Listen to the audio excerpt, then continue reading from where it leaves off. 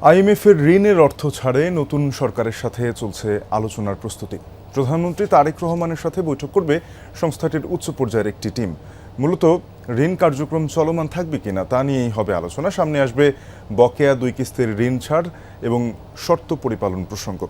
সবকিছু ঠিক থাকলে এ মাসেই হতে পারে বৈঠক। বিশ্লেষকরা বলছেন, সার্বিক কর্মকাণ্ড পরিচালনায় সরকারের ঋণ প্রয়োজন, তবে এখনই সব শর্ত পরিপালন কঠিন না। সিলভার টিপ কন্ট্যাক্টে তৈরি নিরাপদ ও নান্দনিক ক্লিক সুইচ নির্ভরতা জীবন জুড়ে।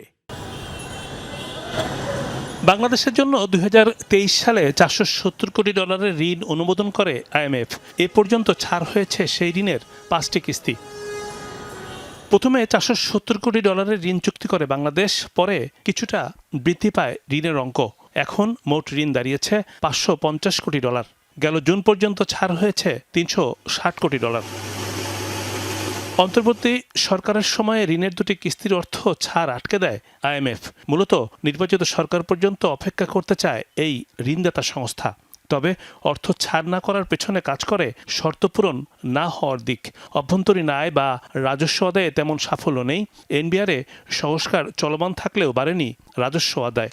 আগের আইএমএফের যে মূল শর্তগুলো ছিল তার মধ্যে বড় পরিসরে আমরা যেটা পারিনি সেটা হলো কর আহরণের জায়গাটা। তেলের দাম আমার এখন অলরেডি 14-15% বেড়ে গেছে ক্রাইসিস শুরু হওয়ার পর থেকে আর কি। তো সেইটা কিন্তু আমার নতুন করে চ্যালেঞ্জ তৈরি করবে, যে অর্থনৈতিক সংস্কারগুলো আছে এটাকে সামনে কিভাবে নিব। এবং এটা বেশ বড় আকারের একটা ক্ষেত্র, এখানে ব্যাংকিং সেক্টর থেকে শুরু করে সব ধরনের বিষয়গুলো কিন্তু আসবে। নতুন সরকারের সঙ্গে শুরু হচ্ছে আলোচনা। প্রথমে 10 মার্চ প্রধানমন্ত্রীর সঙ্গে বৈঠকের জন্য সময় চায় আইএমএফ, তবে তা পিছিয়ে ঈদের পর সময় নির্ধারণ হচ্ছে। আগামী 24 মার্চ আসতে পারে আইএমএফের 2 সদস্যের একটি টিম।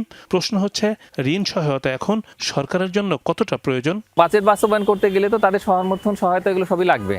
আর যদি আইএমএফ নেতিবাচক কোনো প্রতিবেদন দেয়, তাহলে সেক্ষেত্রে অন্যান্য যে সমস্ত উন্নয়ন সহযোগী রয়েছেন, বিশ্বব্যাংক, এশিয়া উন্নয়ন ব্যাংকের মতো, তো তারা কিন্তু আর অর্থ ছাড় করবে না। ইতিমধ্যে বিশ্ব অর্থনীতিতে চাপ তৈরি হয়েছে এই মধ্যপ্রাচ্য যুদ্ধকে কেন্দ্র করে। সেটার চাপ মোকাবেলা করে আইএমএফের শর্তগুলো পূরণ করা, সংস্কার করা, সেগুলো আমার মনে হয় যে অনেক বড় কাজ হবে। আর্থিক টানাপোড়েন কাটাতে বৈশ্বিক উৎস থেকে ঋণ এবং সহায়তার জন্য তৎপরতা চালাচ্ছে অর্থ মন্ত্রণালয়। বাংলাদেশের অর্থনীতির উপরে ইতিমধ্যেই একটা ধাক্কা লেগেছে।